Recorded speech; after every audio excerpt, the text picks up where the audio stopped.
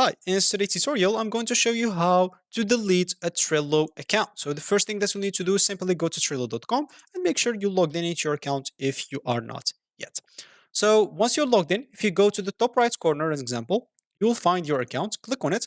And as you can see here, you'll find accounts, social accounts, manage account. If you go and click on manage account, as an example, this will take you to a Atlassian account here.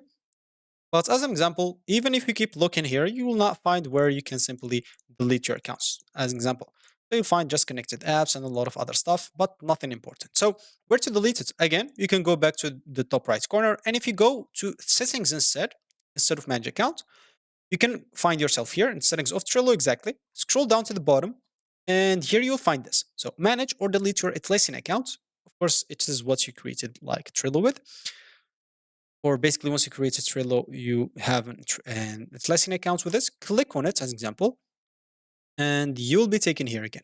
So now if you go to accounts preferences as an example, and here you'll find delete your account. So when you delete your account, you lose your access to Atlassian account services like Trello, and we permanently delete your personal data, and you can cancel the deletion within 14 days. So if you somehow regret your choice, you're trying to get some data from your account or something like that, within 14 days, you can cancel that. So if you go and click on delete an account, as an example, as you can see, delete your account. You're about to delete your account. When you delete your account, you'll immediately lose all access to Atlassian account you've currently have access to, like Trello.com for me.